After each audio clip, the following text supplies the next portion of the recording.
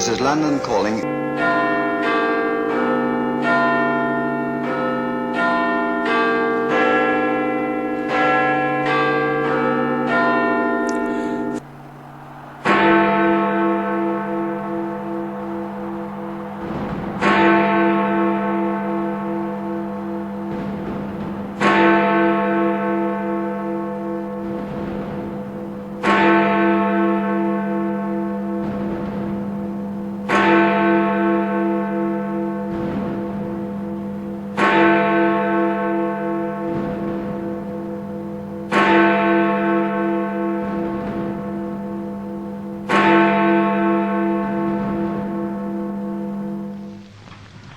Ici Londres.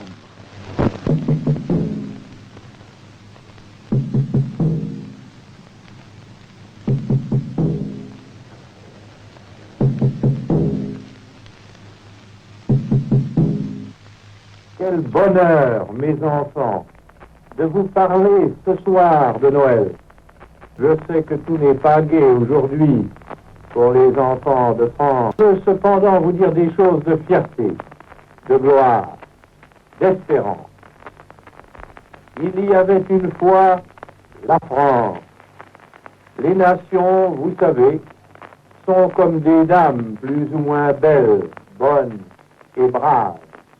Eh bien, parmi mesdames les nations, aucune n'a jamais été plus belle, meilleure, ni plus brave que Notre-Dame, la France. Mais la France a une voisine brutale, rusée, jalouse, l'Allemagne. L'Allemagne, enivrée d'orgueil et de méchanceté, a voulu un beau jour réduire en servitude les nations qui l'entouraient. Au mois d'août 1914, elle s'est donc lancée à l'attaque. Mais la France a réussi à l'arrêter sur la Marne, puis à Verdun. D'autres grandes nations, l'Angleterre, l'Amérique, ont eu ainsi le temps d'arriver à la rescousse. Alors l'Allemagne, dont cependant le territoire n'était nulle part envahi, s'est écroulée tout à coup. Elle s'est rendue au maréchal Foch. Elle a demandé pardon. Elle a promis en pleurant qu'elle ne le ferait plus jamais. Il lui restait d'immenses armées intactes, mais il ne s'est pas trouvé un seul Allemand, pas un seul, pour tirer même un coup de fusil après la capitulation. Là-dessus, les nations victorieuses se sont séparées pour aller chacune à ses affaires. C'est ce qu'attendait l'Allemagne.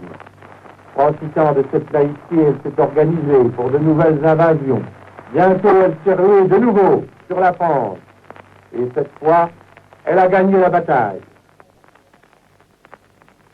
L'ennemi et ses amis prétendent que c'est bien fait pour notre nation d'avoir été battue. Mais la nation française, ce sont vos papas, vos mamans, vos frères, vos sœurs. Vous savez bien, vous, mes enfants, qu'ils ne sont pas coupables. Si notre armée fut battue, ce n'est pas du tout parce qu'elle manquait de courage ni de discipline. C'est parce qu'elle manquait d'avions et de chars. Or, à notre époque, tout se fait avec des machines. Et les victoires ne peuvent se faire qu'avec les avions, les chars, les navires, qui sont les machines de la guerre.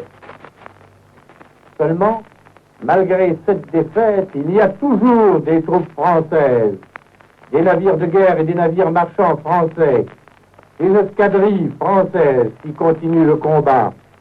Je puis même vous dire qu'il y en a de plus en plus, et qu'on parle partout dans le monde de ce qu'ils font pour la gloire de la France.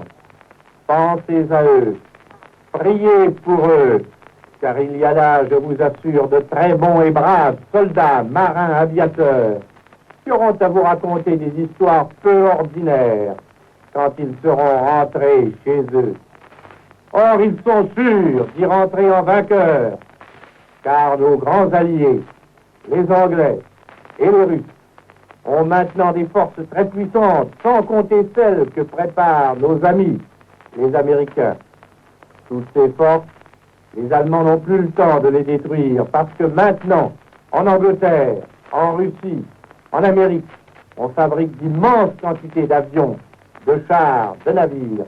Vous verrez un jour toute cette mécanique écraser les Allemands découragés. Et à mesure qu'ils reculeront sur notre territoire, vous verrez se lever de nouveau une grande armée française. Mes chers enfants de France, vous avez faim parce que l'ennemi mange notre pain et notre viande. Vous avez froid parce que l'ennemi vole notre bois et notre charbon. Vous souffrez parce que l'ennemi vous dit et vous fait dire que vous êtes des fils et des filles de vaincus. Eh bien, moi, je vais vous faire une promesse de Noël. Chers enfants de France, vous recevrez bientôt une visite, la visite de la victoire. Ah, comme elle sera belle, vous verrez.